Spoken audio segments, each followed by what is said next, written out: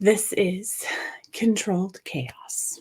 As you can see from my studio, everything is a little chaotic, yet kind of controlled. It's a bit of a mess. um, as I will be sometimes. I may not have the face on. I may not have the hair done. I may be in the PJs from time to time. Doesn't matter. You may be as well. Give me some grace. This is my very first time podcasting, so I'm learning as I go. This is a totally different situation for me. So bear with me. It will get better as I go, I promise. This is a huge learning situation for me. So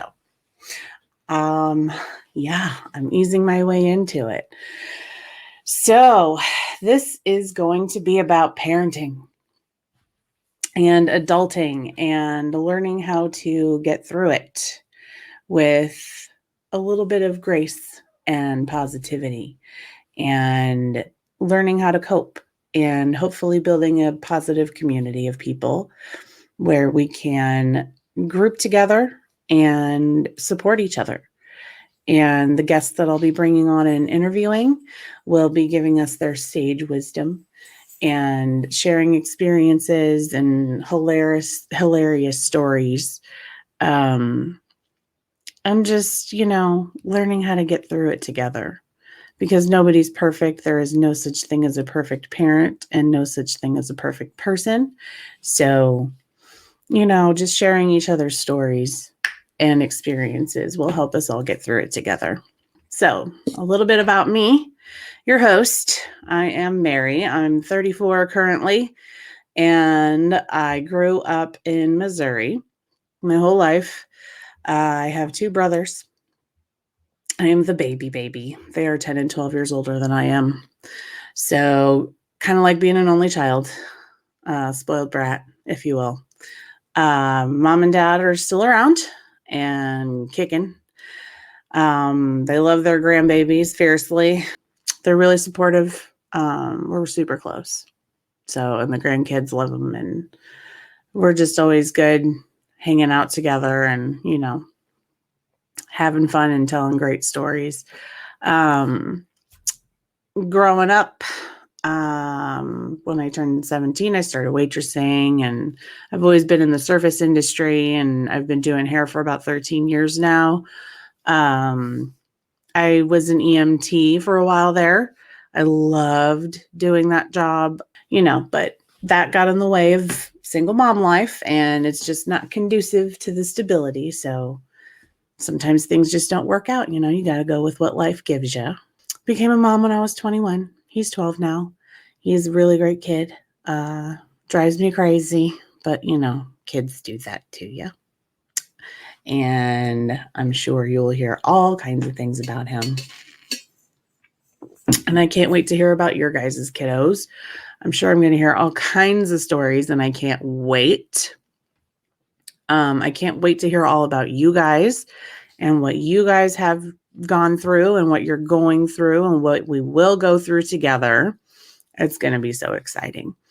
And I want to hear your ideas too. So please drop me some comments. If you're watching this on YouTube, please drop me some comments. And if you're listening on your radio outlet of choice, shoot me an email. But I want to hear from you. I want to hear ideas, what you want to hear about, anything. Please, this is your forum too.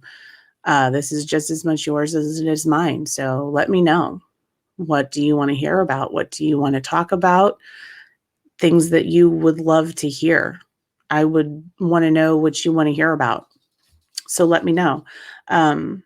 This first episode is going to be really fun. I recently started a weight loss journey in January. I know most people are kind of curious about how to go about doing that. I've struggled with it my whole life, and there are certain obstacles that people go through that they can't really get past without some sort of medical intervention. I started mine in January, and I'm down 33 pounds. Thank you very much. And it's not been easy. I'm not going to lie to you. It really has not. It takes a struggle. It's a It's a hard road, and you have to, I think when you finally get to that point where you're done messing around, you have to be there mentally. It's a thing. You can't just decide one day you're going to clear out your kitchen and just start doing it. Doesn't work that way. You have to snap eventually and just be like, no, I'm over it. And my snapping point was in January. My doctor we were just doing a routine checkup, and she was listening, and all of a sudden she's like, I don't like the way your heart's beating. And I'm like, excuse me? I don't like the way you're talking. So we put me on a heart monitor for 2 days. It's called a Holter monitor. This one monitors that for 2 whole days, and you can't take it off. And I'm like, okay, so this is a little more involved than just a little snapshot. And we did my blood work, and my cholesterol's a little up there. And I'm like, I'm 34. This is a little ridiculous. That's not okay. And it's not so much a thing that I'm uncomfortable with the way I look, because I've always been comfortable with my body. I used to model, and I've never felt, okay, I'm not going to lie to you. I've felt hefty. Every woman feels like a busted can of biscuits from time to time. Come on, be real. Don't lie to yourselves. Don't lie to me. I'm a very transparent person. I'm blunt. I tell it like it is. But everybody feels that way at some point.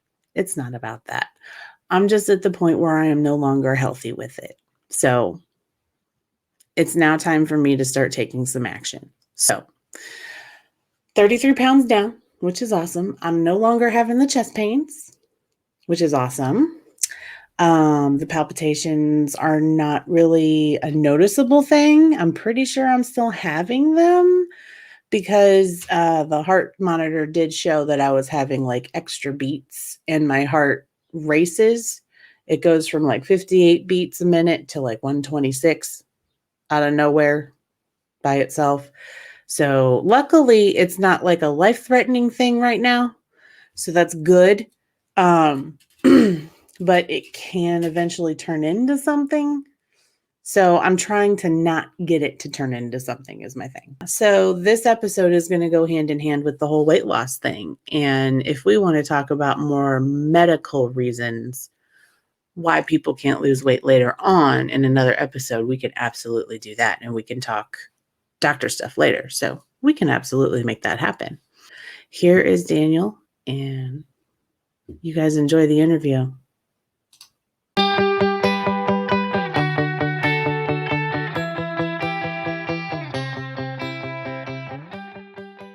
Hey guys, we're here with Daniel, aka Mail Order Ninja from TikTok. I started following Daniel about, what was it, January? Yeah, January is when I started. Yeah.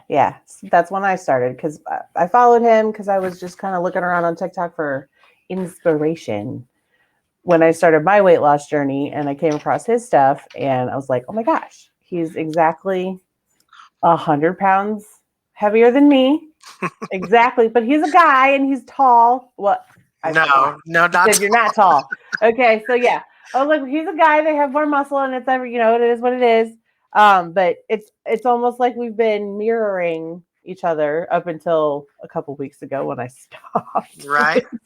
And you just kept on going. But it's really cool because I was able to connect with him while he's doing his thing. And it was really cool because every time I lost a few pounds, he lost a few pounds, and we're like, hey, thumbs up back at each other. It's just really fun to follow each other's progress back and forth. And it's kind of neat to follow each other's progress and comment on each other's stuff. And came up with the podcast idea, and I was like, I have to interview you for this. This is going to be fun. You're so inspirational. I love your videos, and you just got good stuff on there. That's still wild to hear that I'm inspirational, but I appreciate the comments. You are so motivating. Well, the whole thing, it started because I sent a video to a friend, and I told him like, hey, if if if I don't start losing weight, if I don't start trying, in 3 months, I want you to post this to Facebook and tag my page. And he Mhm. was like, why don't you put it on TikTok? And I was like, oh, hell no, I'm not. I'm not showing anybody my rolls. But he's like, dude, 10 people are going to see it. It's going to be fine. Right. Mm. And he's like, so post a thing and 10 people will see it. And then you'll have some motivation and some accountability. Right. Mhm. So I put it on TikTok. I'm like, okay, let's see what happens. The first TikTok video I've ever done. I only downloaded the app like 2 weeks before that. So I was like, okay, well, let's see what it does. And then I got one comment, and then two, and then 10, and then 100. And I was trying to respond to all of them that night. And as the number climbed, because I got to like 20, 30,000 the first night and of views and stuff. And I started getting horrified because like all of a sudden I'm like everybody's seeing me in like the most vulnerable, terrible like position I would ever want to be in. Um, And then it was just like, and now like one day my supervisor was like, are you on TikTok? I was like, oh God, no. I was like, no, that is not me. But yeah, so now it's like at 1.8 million views and still climbing. I still get 100 or so views on that video every day for some reason. Which now, as far as I am along, right, I'm 40 pounds down, and people are mhm. like, "Hey, I'm gonna follow you. You can do it." I'm like, "No, I am doing it. I have done it. Go look at my other videos." You know? Exactly. That's amazing, though. I mean, this just goes to show you, though, because people are looking at that going like, oh my gosh, like, what is he up to now? Because if I were clicking on that, it's like, okay, well, when was this made? And then it intrigues me, and I'll want to go look and see how, because that's what I do every time I see those. I'm like, okay, well, is this a before and after thing? Right. Is this, That's what you would think typically, but I think a lot of them.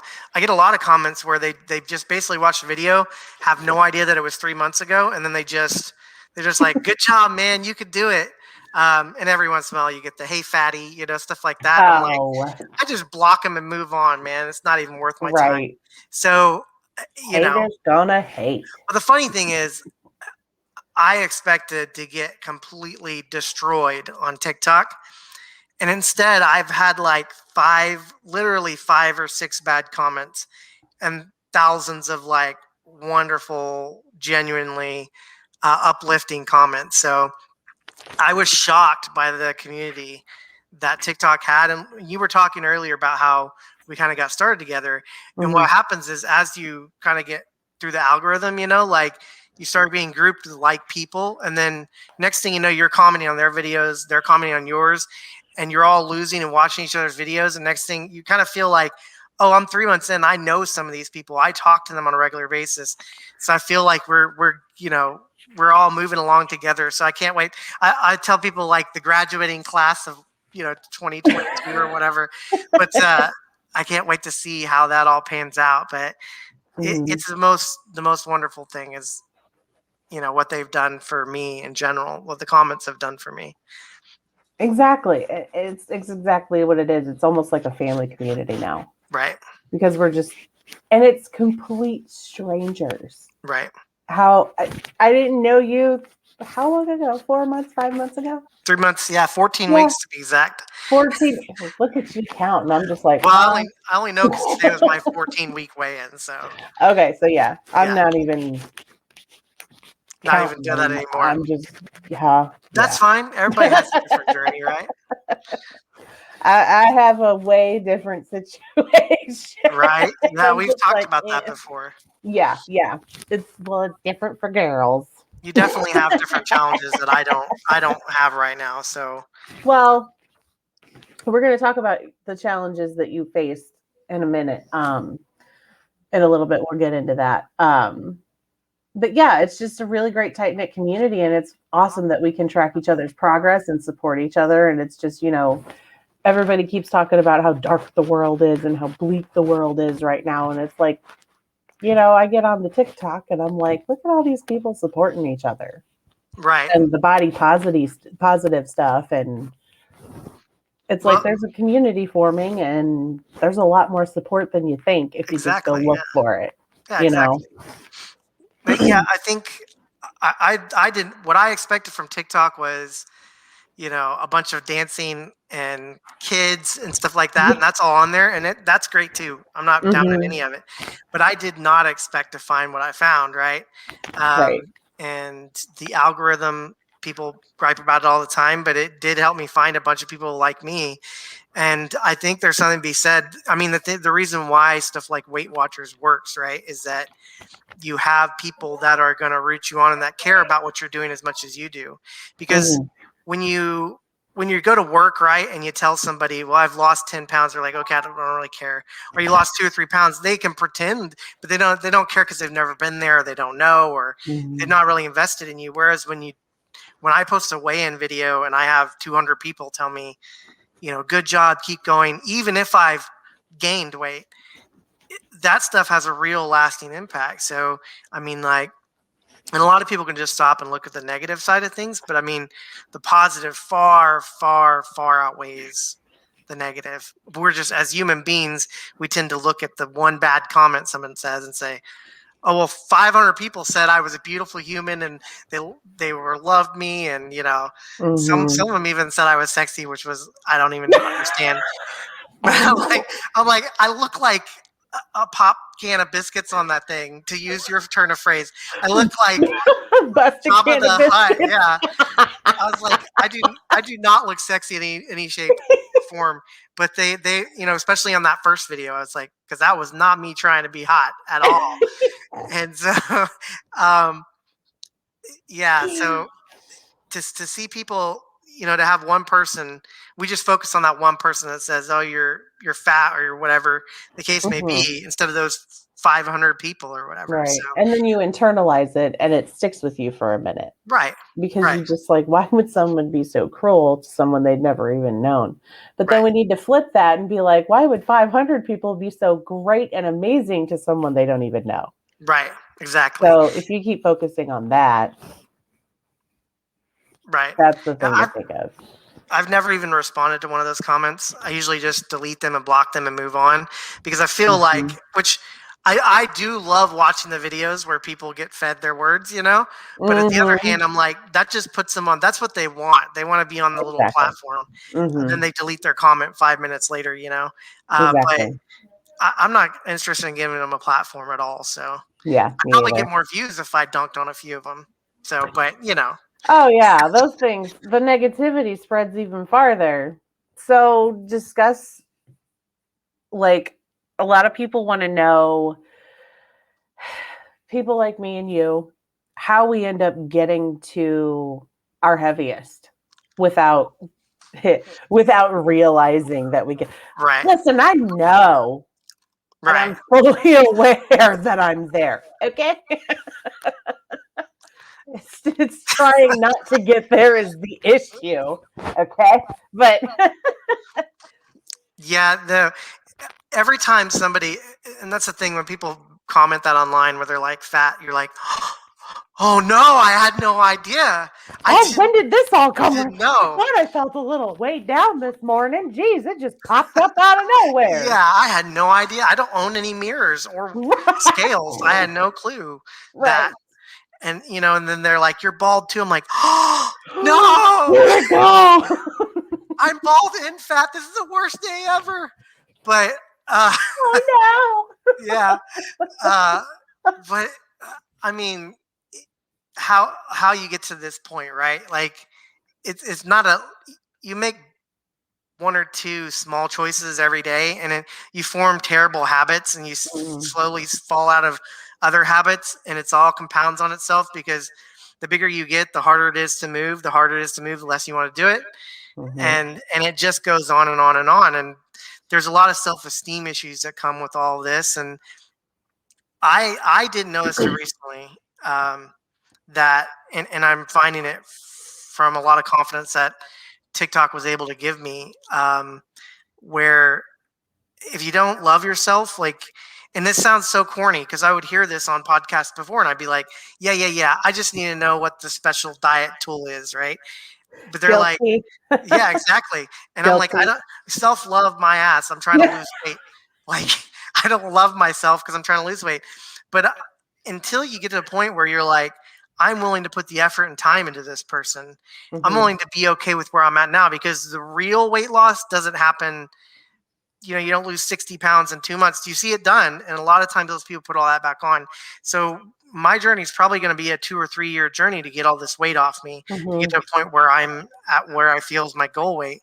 Well, it's And also, sorry, I didn't mean to cut you off. no, go ahead. It's also really dangerous to lose it that Right, fast as well. right. So a two, Well, 3 year journey for that is actually very safe and smart. right, right, exactly. It's really tough because you want to see results. And what's happened every other time before is it was so difficult. I went all in, right, a hundred Mhm. thousand percent, and then I would crash and burn 2 months in, and I wouldn't maintain any of the habits I had, or it was just like crash dieting and not learning anything. And I would always end up back in the same place where I would gain weight back. And Mhm. then, I mean, you'd ask like where you get to this point. I was always at a certain weight. Like I never went above that, because even as a big guy, I've stayed relatively active. Like I was doing martial arts and anything, jumping and kicking stuff at 300 something pounds, which shouldn't be done, right? But um, they were so, and then uh, um, my dad passed away, and that hit me like a Mack truck, right? And so the first thing I did was eat, right? That's what we're trained to do. And so I just started eating everything. And I went from like, I had lost almost 40 pounds before. I'm now lost the most weight I've ever lost, but I had almost got to the 40-pound mark. And then when dad passed, it all went to hell. And then I Mhm. gained it all back. And then, I went back on a diet again after I got to a point where I could live with myself. And then I was a few months into that, and I was back down like 30 something pounds again. And then my grandma went to hospice and passed. And all of this stuff, the problem is it all compounds on itself, right? Mhm. Well, I'm not trying to be a bummer, right? This is just what Oh, happens in no, no, life. no. And what happens is we hit a roadblock and we say, well, I'm going to start next Monday, right? Or I'm going to wait for this perfect moment to be perfect and start eating perfect, and it just compounds on itself. Next thing you know, you're 352 pounds in my case, and five Mhm. six, which is like, people don't understand why I say 350 and 5'6". I'm really, really clinically obese, and morbidly obese is what it says on my doctor paperwork, which is horrifying. But Me too. you know, so it's not something that happens overnight, no, but and it creeps up over a number of years. Like when I met my wife 16 years ago, I was at 200 pounds even. I and I before that I had gotten down. At one point I was in the gym 5 to 6 days a week for 3 or 4 hours at a time. I was 170 pounds, and I was down to 15% body fat. So I had the beginning of abs, right? And now here we are on the other end of the spectrum.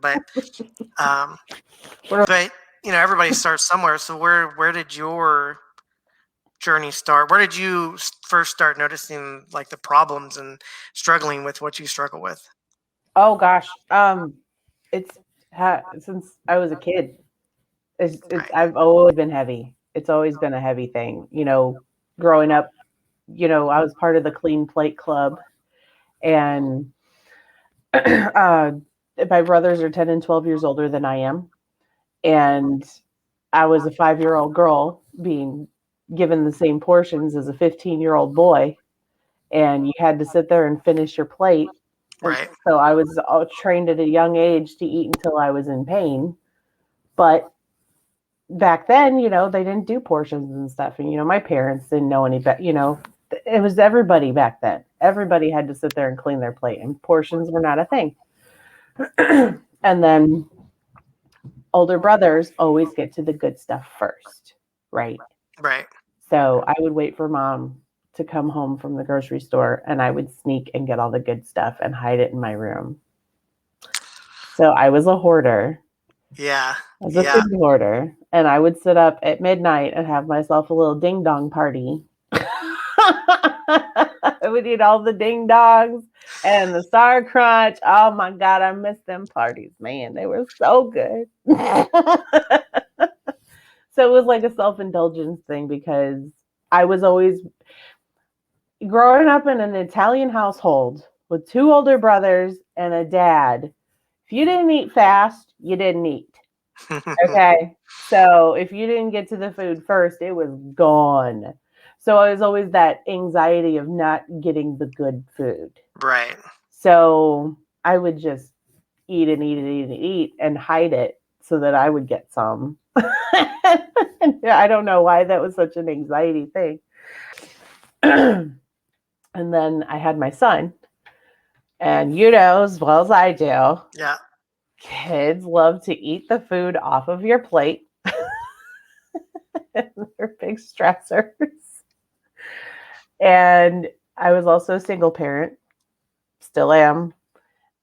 So he, again, all the good stuff was getting eaten.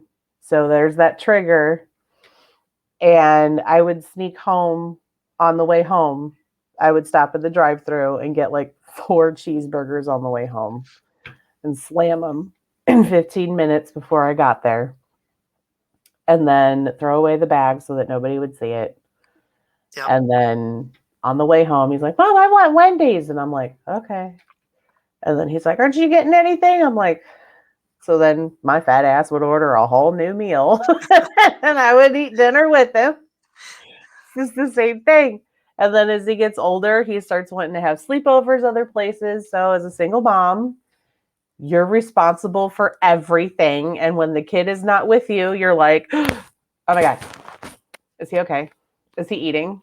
Is he bothering somebody? Do I need to smack him upside his head? Like, what's going on? Like, is he okay? Is he being disrespectful? What's happening?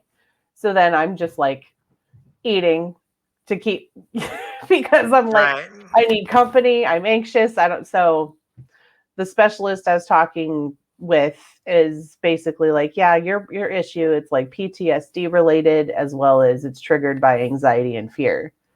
Plus, I have also experienced, I've been to over 50 funerals since I was 15 to now. 2018 was particularly heavy. January was my brother. February was my grandmother. And March, my uncle took his own life. I'm really sorry to hear that. So thank you. Again, not a downer, but It's real, right? It's real talk. it's real. And it's boom, boom, boom. You start to heal from one, and then another one happens. And it's like, oh, somebody make a turkey. I'm going to need it. You know, it's like, you just want to sit there in a corner and stuff yourself silly because you just don't know what else to do. Right. Right. I mean, mine was kind of the opposite. I'd never had a loss, a real significant, other than my grandmother when I was much younger. But so my dad passing, like, you know, It's worst so thing that ever hard. happened in my family. And there was a lot of other stuff going on too behind the scenes that, was making things really difficult. Mhm. But anyway, yeah, I get where you're coming from. Like having that kind of loss. It doesn't help that we use food for everything as Mhm. a society. So Mhm. so when and I personally and it sounds like a cop out, right? And people will take it as that sometimes, but I'm addicted to food. Like Oh God, I am too. I don't eat typically because I'm hungry. I eat to eat because I like food, and Mhm. unlike if I was addicted to drugs or alcohol or something, like they're like it's appropriate, it's okay, and like people will even push it on you when you're trying to lose weight. Um, Yes. we eat what we eat at Christmas, we eat at Thanksgiving, we eat at birthdays and funerals and potlucks, like and work. I mean, everything we do has some kind of food component to it, and Mhm. so like why being overweight and trying to lose weight is so difficult is because um, even a normal person when you're looking at a plate of food, you every time you have to look at something at a party or something like that, you're making 5,000 decisions of like, no, I'm not going to eat this. No, I'm not. You have to win over and over and over again, and Exactly. so like eventually you fail, right? Because Mhm. we all do, and then you just bury yourself. You're like, well, I don't know how long I did this, where I was just like. and this was my biggest problem, and it was up until now, was, oh, well, I screwed up, right? So screw the rest of the week. I'm going to eat as bad as I humanly can. And then on Monday, I'll start over. It'll be fine, right? Yeah. Or it would be, oh, I can't start Monday. I got to stay on track. So I messed up dinner. I did fantastic all day, but I messed up dinner. So now I'll start again tomorrow. And then I'll screw up some tomorrow. So then I'll start again the next day and eat everything I can in the fridge that I've been wanting to eat. And it all just, right, crash and burn. My daily life. Oh, God. But I mean, what's wonderful about this time is that I've kind of started to conquer that. And I've done it by realizing that none of us can ever be perfect, ever.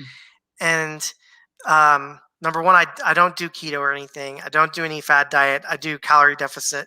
I don't know if you want to talk about this right now, but I do calorie deficit, and I eat anything I want within reason, because I've found in past attempts of when I tried to like diet down really hard, whenever I like, you know, that when you start a new diet and you throw everything in your counters in your kitchen away and you're like, tomorrow's the day, and you white knuckle it for a month and then you crash and burn, right? That's never worked. And if you're going to do something, you got to do these changes. Whatever you do now, you've got to be willing to keep up for the rest of your life.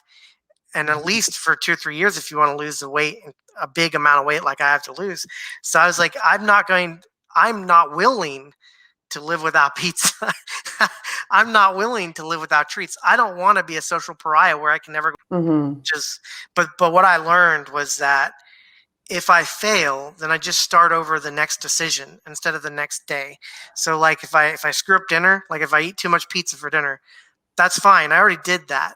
So there's no point in spending 2 days feeling terrible about this, right? So instead I'm like, well, the next decision, I did this last weekend or Sunday last week. My wife ordered pizza, and I always struggle with that because I love pizza. And so I ate like 5 or 6 pieces, right? Which was horrible, like way over what I wanted to. I wanted to eat like 2 or 3. And so my core instinct was like, we had this bag of trail mix with all this like M&Ms and like peanut butter candies that we had bought for a road trip a couple weeks ago, which is insane. That tells you how far I've come, that's still in my cupboard, right? But like that urge, like, oh, I already screwed up, so I'm gonna eat this whole bag, you know. And I looked at calories on the back, and it said 180 for a quarter cup, and I put it in the quarter cup, and I saw how much it was, and I was like, if I eat the rest of this bag, it's gonna be like 600-700 calories. So why do that when I've already messed up a little bit? Why say, well, screw it? We don't do that with anything else, right? We don't be like, oh man, we hit a pothole and one of our tires went flat, so let me slash all the other 3. So, you know, because I already screwed up. One of my tires is busted. Right. Pop them all. And it's helped me move forward. That, and I think I'm just in the right place right now, because you mentioned depression and stuff. I have depression and OCD and anxiety, and some of the tools. I'd never gone to a therapist because when I was younger, my dad didn't believe in that stuff. And as I got older, I have health anxiety, pretty bad health anxiety. So like I couldn't go to a doctor because I was scared what they might find out. So, but like, it's so stupid, right? But like, just like my ex, you get in this loop, right? And I'm like, I'm not going to a doctor. Plus, I didn't want to be put on pills, all these pills, because I know that, like you said, you struggle with trying to find the right combo. And I'd also read a lot about like anxiety and OCD, especially. They're kind of a mix of sort of the same thing, of this cycle of seeking reassurance and then being okay for a little bit, and then having those obsessive compulsive thoughts that constantly pester you. And that's where the 4 cheeseburgers thing came in. Right, exactly. Because I had to do 2 because I couldn't eat just 1, but if I didn't have enough, I had to get 4. Right. Because 2 wasn't going to be enough, but it had to be an even number. Right. I've had my share of those shame burgers myself. Yes. So, but yeah, I've started learning that, well, a lot of what they say can't be treated with medicine anyway. With OCD and anxiety, Mhm.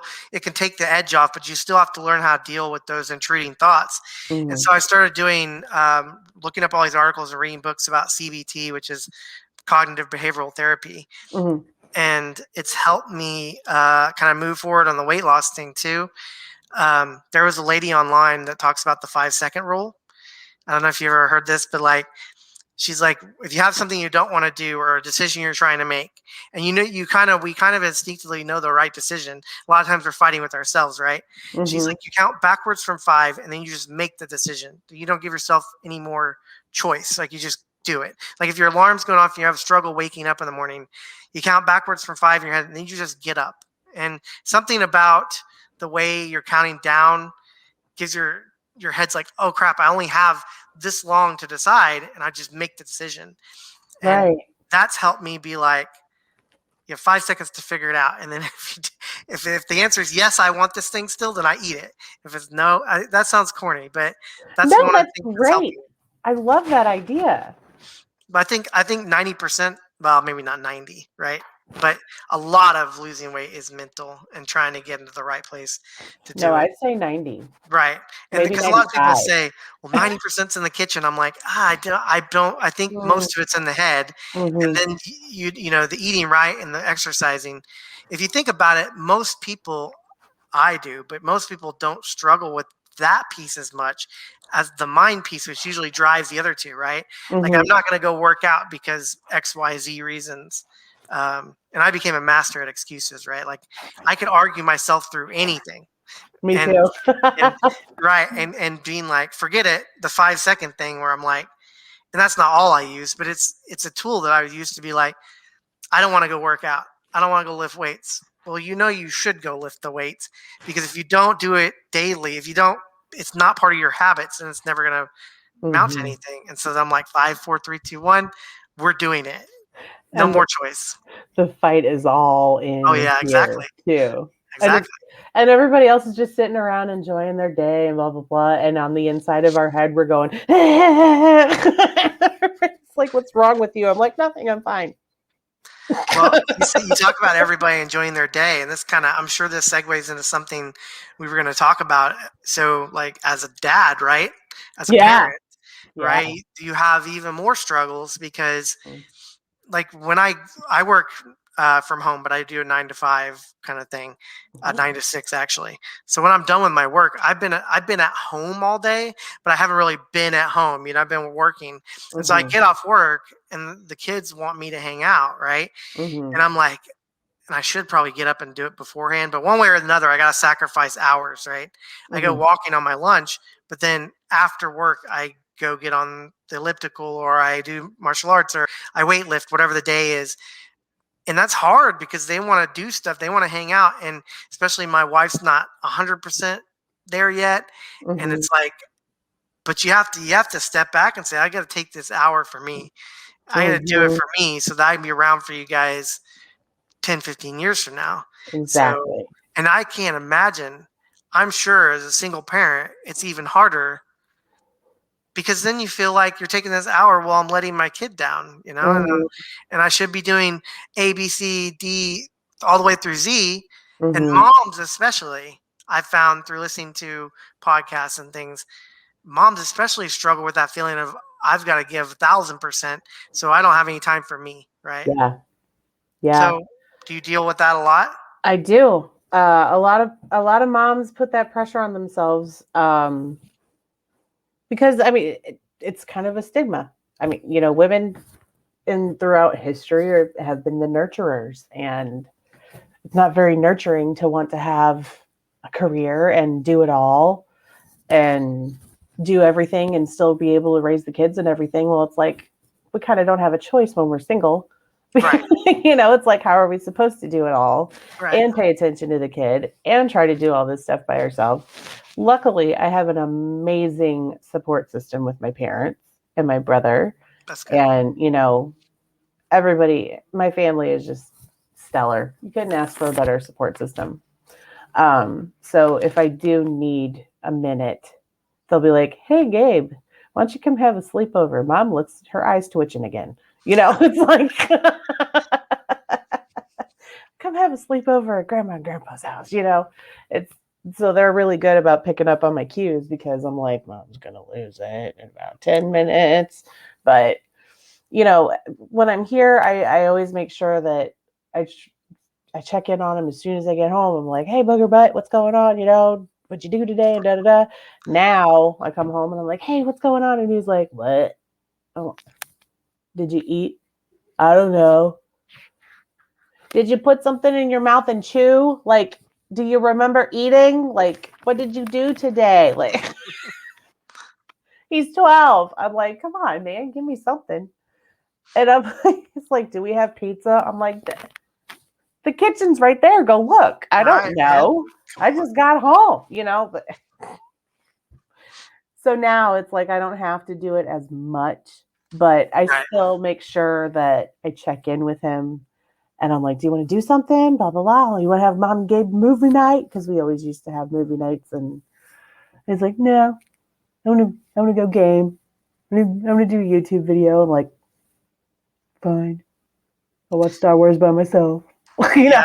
I'm like, Yeah, I've got two now, and it's getting one's almost he'll be 16 in December, and the other one's 8. So it's getting easier to be like, you mhm. go entertain yourselves. Yes, But then of course, then you feel guilty as a parent because you're like, they're watching YouTube or whatever for longer than you should, and you're like, right. what am I supposed to do, right? Like what? And the older parents, like my parents' age, they're like, well, just send them outside. I'm like, what for? Are you What? crazy? There's Yeah. crazies out there. Right. Yeah. Let, us go let them run around the front, the Right. streets, and just especially right now. Let's just go let them skip down the street during a pandemic with the house full of people. We have no idea what they're doing, and it'll be fine, right? Sure, But the I'm like, neighbors are having a kegger. Let's go on over and right. let them have a sip of whatever. I'm like, God bless it. Are you kidding me? And my mom will be like, well, you didn't get in trouble when you were size. Like, excuse me, I didn't Pardon? get in trouble. Like I almost died a lot when I was little because I almost she used. died a lot. That's right. She used that parenting style where she's like, go like in the summer times, especially like go outside and until it's dark time, I don't want to see you back in my house. And then like you're like drinking out of the water hose from some like neighbor because you're like, I'm Yep. gonna die of thirst otherwise because I'm not allowed to go home. And then they're the ones that like to be like, we're such good parents. We did it better back in our day. I'm like, you're lucky I'm alive. For You don't even know what happened to me half of the time. right. Which is not to say anything about my parents, but like I know. that's just how they were raised. Like you go outside and roam with whatever band you're roaming with, and as long as you don't break anything during the day and you're alive Exactly. when you come home, and you have all your toes and fingers, Right. we're good, right? But You're like, not bleeding and everything's attached. You had a good day. right, That's exactly what happened. right, exactly. So, You, but like, yeah, you got to keep. What else are they supposed to do, right? Be on the games or the YouTubes because we don't. And the funny thing is, I remember my mom would sit me down in front of the TV for 3 or 4 hours at a time if I would be quiet enough, right? And then she's the same one being like, I can't believe you're letting her watch all that YouTube. I'm like, what do you right. think YouTube is? It's basically just bad TV, right? Like my daughter watches these stupid Minecraft videos, these people screaming and hollering, and I'm like, it's just Maury Povich for kids, I okay? Like, and mom, I know we watched Jerry Springer growing up, so don't tell me about quality TV, know. educational programs, okay? Same. Same. My parents are like, oh my God, I can't believe you let him watch that crap. I'm like, really? Right? Do you remember the stuff I used to watch? You don't even know half the crap because you were working when Right? I was watching half the crap I was watching. Right? And then it doesn't help that you have the whole other side, right? Like then you have the super moms and dads, or at least that's what they look like on Insta and Facebook, right? Where Oh, that's what where Facebook is. Face value. right, exactly. And I'm not dunking on anybody's lifestyle here, but they're trying to pretend. They'll be like, we're our kids only eat non-GMO Organic. and organic food, and we play classical music every day, all day, and they only watch educational things, and we do crafts, and they just lay on our tummies and have mom time. I don't know. I'm like, they're like, and our whole house is always clean and everything's always done. And we work 2 jobs and we make all the money and we have a label maker and everything's organized. And you're like, okay, first of all, liar. Second of all, Becky. you must have perfect children, perfect children. So then you have that double guilt, right? You're like guilt from the old school parents that you're not beating them enough or sending them outside, and then guilt from the new school parents like, why are they listening to Bach or how dare they have candy? Snickers is a devil's fruit. You're like, uh, so yeah. Anyway, so you kind of get it from both sides, right? It's so true. Because I'm the mom over here, like, my mom comes over and she's like, oh my God, there's dishes in your sink. I'm like, he ate. Right. What's wrong with it? Right. He's alive and upstairs and he's gone to school. What do you want from me? But you still got clothes in your dryer. Well, they're clean. That's right. I just didn't put them away. Right. It's the same thing. You're lucky I had time to put them in the dryer. Right. And I didn't let them sit there for 2 days and have to rewash them again. Right, exactly. I'm sure there are plenty of people in the same boat. I mean, goodness. That's the same thing. I always see those moms that are just, and they come into the salon sometimes. And right. Oh. And those poor people, they're going through the same crap we are, but they feel this need from social media to be perfect, to appear to be perfect. Mm-hmm. And because they want to appear to be perfect, then other people feel like they have to be perfect, or else people will look at you and say, you're a failure, you're a bad parent, you're a bad whatever the case is. You're not successful enough, you're not doing enough. And so we've created this microcosm where we just go around in circles, right? Until like everybody doesn't feel worth it. And we're all just faking it so I'm doing my part by just being a mess over here in public and no filters and just showing up like this, you know? Why do you think this podcast is happening? Where I'm here to tell you guys the perfect parent doesn't exist. No. It's not a thing. Nope. They don't come with the instruction books, so. That's why the show is called Controlled Chaos. You know how when you're growing up, did you ever hear God will only give you as much as you can handle? And I'm like, I'll hear that one more time. Right, exactly. I'm like, my son, he's on the spectrum, but he's more what he has would have been called Asperger's back in the day, right? He has social anxiety. He struggles with social cues. He has to deal with that kind of stuff. But like growing up, he was extremely, and you just see a cattail on the edge of my video here. He was so hard growing up to deal with them. And I'm like, excuse me, I got more than I could handle. Could you please help me out? And I'm like, help. Right. And then I had another one and surrender. Right. Exactly. I didn't know what I did wrong. Or the mom would be like, mom would always tell me, you're going to get one just like you. No. Damn it. She was right.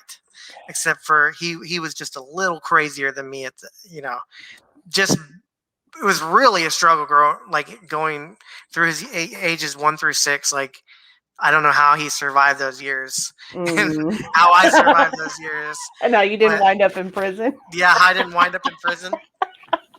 There was one time he was having a meltdown because we would just go through these vicious cycles, and he was having a meltdown, and he spit in my face. He was 5-ish, right? He's standing on the stairs, so he's almost height level with me. He spits in my face and called me an a-hole, right? Oh, hell no. And his mom was like, run, Logan, run. Like, whew, up the stairs, right? And I'm like, I had to woosah, like I had to bring it back down. I was like, I'm gonna murder this child is what's gonna happen. So yeah, I was not prepared at all for the challenges I had. So and that all compounds on itself because you're like, everybody's dealing with a different situation. We don't know what you got going on. We don't know how things look, forget that, what everybody's situation is different. None of us are perfect. Right. Exactly. So, it's it's something to be said though for a parent that can control themselves in those kinds of situations because not all parents can. And my son, I mean, whoo, baby, he stole a sucker from Walgreens because I told him he couldn't have one and he wanted that thing, so he snatched it. Right. And I saw him walking out to the car with his hands behind his back, and I'm like, he got something.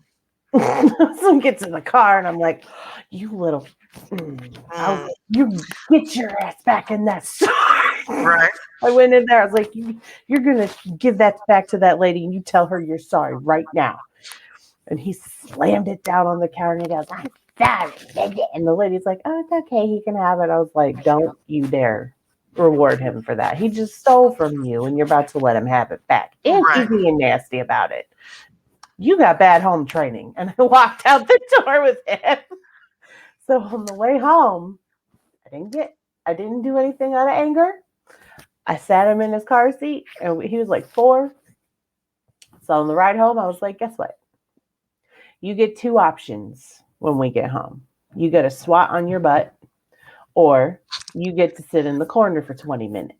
And then when we got home, and I was like, all right, dude, what's it going to be? Because I let him pick his punishment. Right. So like he understands what's happening. He's like, I don't want either one of them. I'm like, sweet, you're getting both. So I whacked him on the butt and I stuck him in the in the corner. He was so mad at me. So then when he settled down, I sat him on the couch and I was like, okay, we're gonna talk about why this happened now. Right. So he fully understands and is aware that his actions brought the reaction Right. and the consequence of what happened. So, yes, that happened, and he got a little swat on his butt, but he didn't get beaten. Right. And he understood exactly what happened to him Right. and why. Never happened again.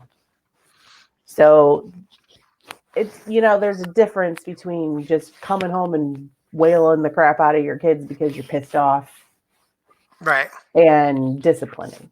Right. So, there's a fine line. And a lot of people can't see that line. No, yeah. Yeah. Anyway, so your nerd stuff, I have to ask.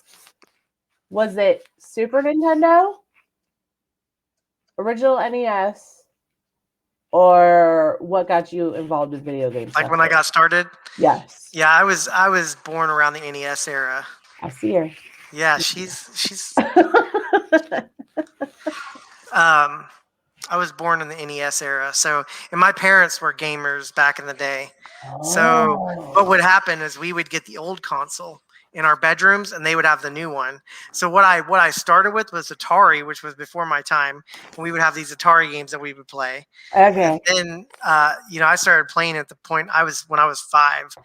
I played this RPG game called Final Fantasy, and I had started learning to read because I wanted to play this game, right? And I've been an avid reader and gamer ever since. But yeah, I do all the stuff, right? Mm-hmm. So I get to be the cool dad, that understands video games, knows what's going on. Mm-hmm. Sometimes it's hard for them though, because they'll want a game and I'll be like, that game's garbage. No.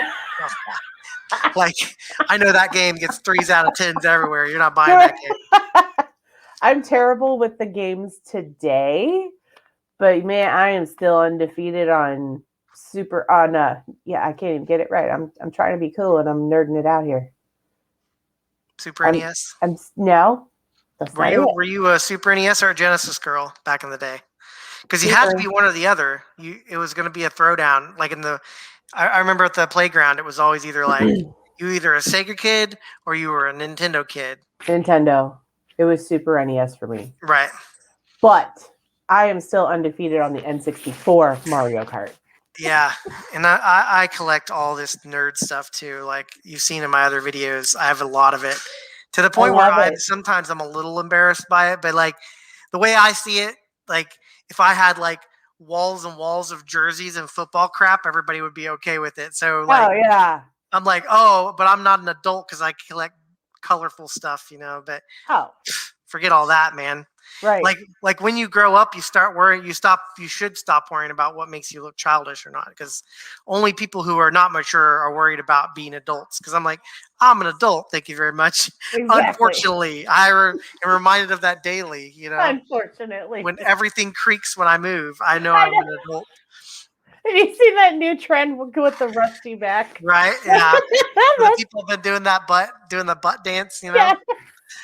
There was a few seconds where I was like, I'm gonna make one of those videos, and I was like, I no, was I'm not. thinking about doing that too, but I'm I'm like, not. you know what? My back actually hurts. I probably shouldn't. Yeah, I'm like, I better not be bussing Right. it. Because I Um, might actually hurt myself. Yeah. be dropping it too low and Right. bust something, and then have to tell them at work I can't sit in my desk chair because I was bussing it. I can't help it. Exactly. I gotta Exactly. give the fans what they want. All right. Right? Exactly. I mean, it would probably get me some views if I actually did bust it, but I Oh don't yeah, know if I you can afford the overnight you'd bill. be like, boom. You'd be You're like, like, oh, oh, look, weird. this I chick must be broke her ass. really, guys. I must be making quality content for this to blow up like this. Okay, guys, so this is a great interview with Daniel. You can follow Daniel. We're gonna go ahead and give him his info or get his info from him. Well, so I'm in several places, but the biggest place we talked about a lot is obviously TikTok. Mhm. So you can follow me at Mail Order Ninja.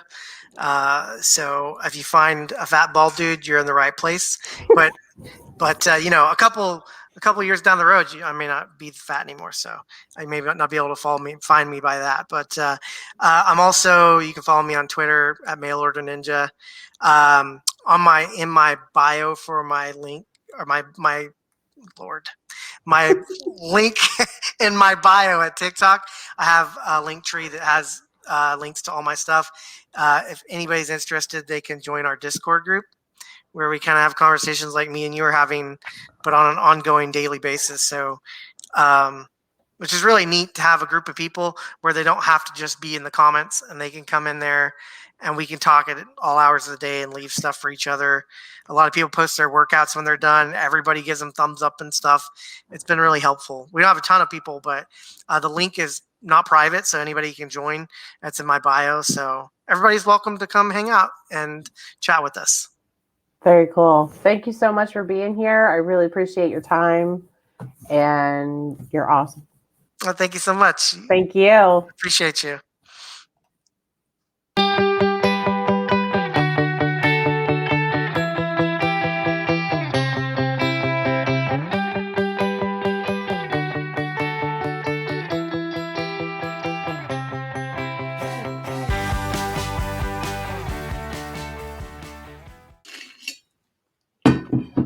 I'm all into the nerd stuff. I love the nerd stuff. So yeah, if you don't have TikTok, obviously, the Linktree stuff, I went ahead and got on his TikTok for you guys to find his information. He's basically got the same screen name throughout everything. He's also on Twitter, Instagram. He's got a Facebook group through what's called Epic Drop. I think it's like a weight loss challenge thing. He's also got merch through them as well. So if you want to follow him in that group, it's on Facebook. Again, that's under Epic Drop.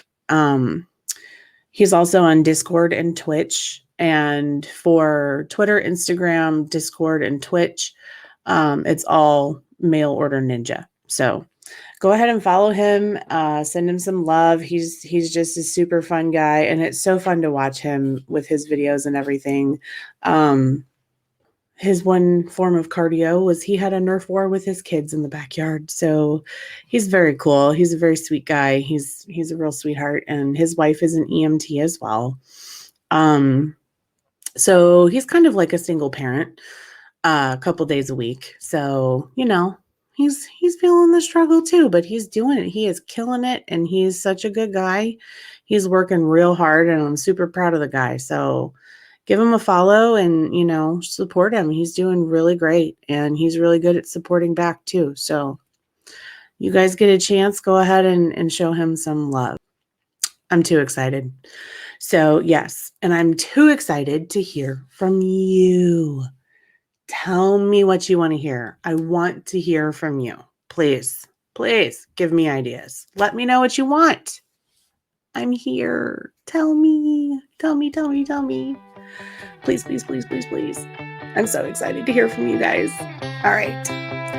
Okay, bye. I'll see you guys on the next show.